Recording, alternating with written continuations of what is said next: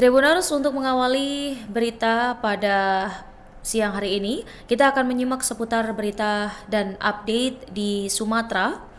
Memang bencana banjir masih menyisakan berbagai duka bagi warga di Sumatera. Namun di balik itu memang banyak polemik yang diduga menjadi pemicu bencana hebat ini. Berbagai kalangan pun ikut buka suara atas terjadinya banjir dan tanah longsor yang menurut banyak saksi tidak disangka akan sebesar ini. Aktivis lingkungan bahkan sebenarnya sudah memperingatkan terkait prediksi adanya bencana yang cukup besar, namun bagaimana upaya antisipasi dan tanggung jawab pemerintah pada konsekuensi yang terjadi. Yang baru dan ramai saat ini soal polemik kinerja Raja Juli atau Menteri Kehutanan yang dinilai gagal mengatasi jatuhnya hutan hingga menyebabkan bencana.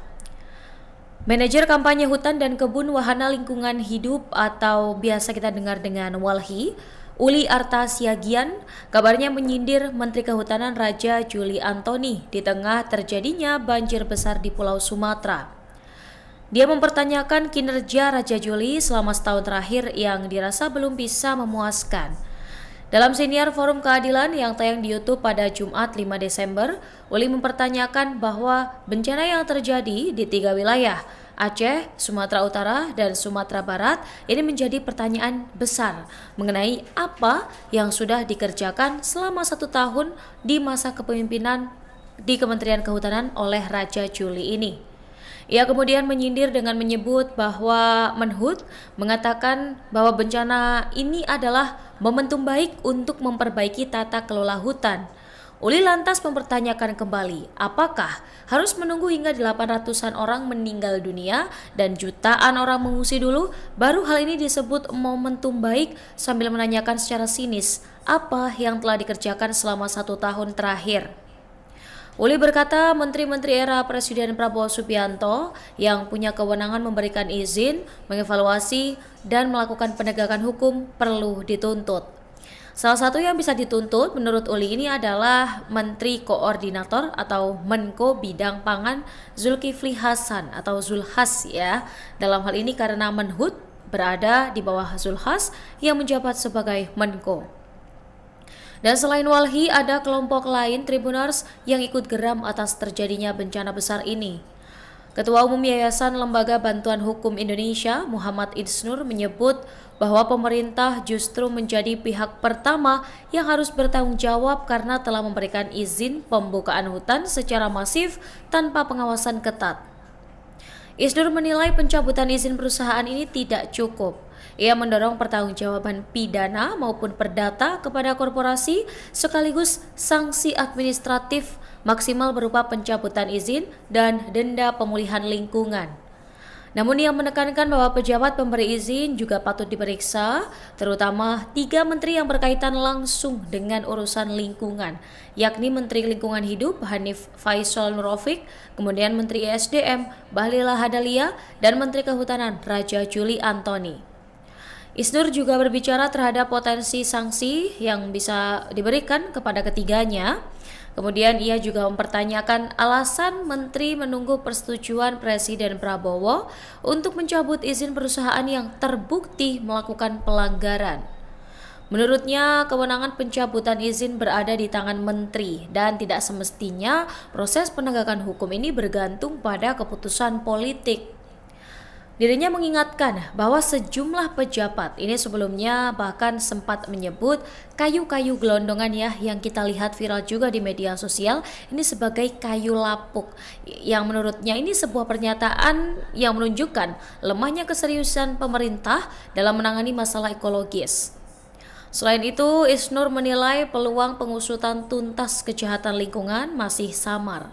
Dia menyoroti pengalaman sebelumnya di mana kasus-kasus kebakaran hutan maupun kerusakan lingkungan lain ini hampir tidak pernah berujung pada pemidanaan korporasi.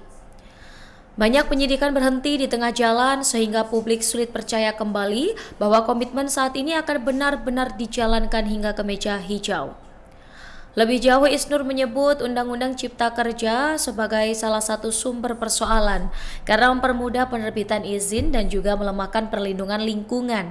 Menurutnya, revisi regulasi lingkungan dalam aturan ini telah mengurangi ketegasan sanksi terhadap perusahaan dan memperbesar peluang eksploitasi tanpa kontrol.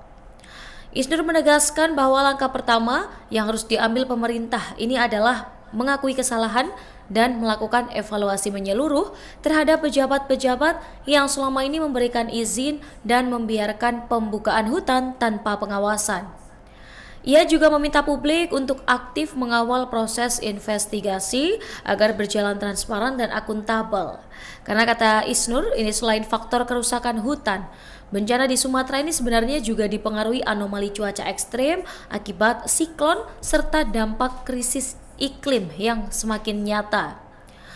Perusahaan-perusahaan yang berkontribusi besar terhadap polusi meski bukan pelaku pembalakan disebut juga memiliki peran dalam memperburuk kondisi iklim yang memicu cuaca ekstrem.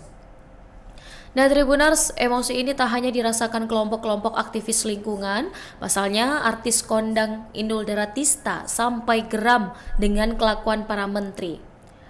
Mulai dari reaksi mengelus dada hingga dirinya geram hendak melempar sandal ke muka sang menteri. Dan hal ini diutarakan oleh Inul di media sosialnya. Ucapan Menteri Kehutanan RI Raja Juli Antoni soal banjir di Aceh, Sumut, dan Sumbar sebagai momentum baik ini menuai reaksi keras dari Inul. Nah, dalam postingan di Instagramnya, Inul ini menilai pernyataan ini tidak menunjukkan empati terhadap ribuan warga terdampak bencana. Tak hanya itu, Inul juga mengungkit kembali foto lawas Raja Juli Antoni yang pernah beredar bersama Aziz Welang, yaitu tersangka pembalakan liar yang kasusnya kemudian dihentikan. Akbar, ya Allah, astagfirullah, ya Allah, tolong maju doa itu.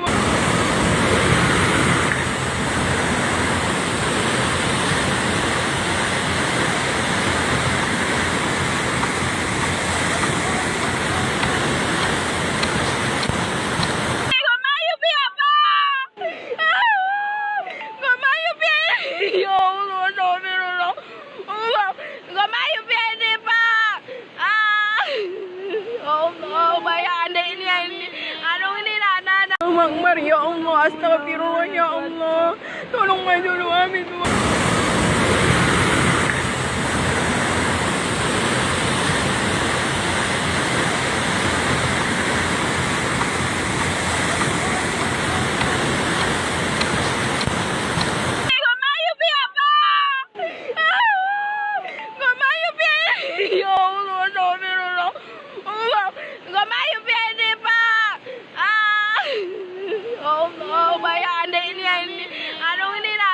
Akbar, ya Allah, astagfirullah, ya Allah, tolong maju doa itu.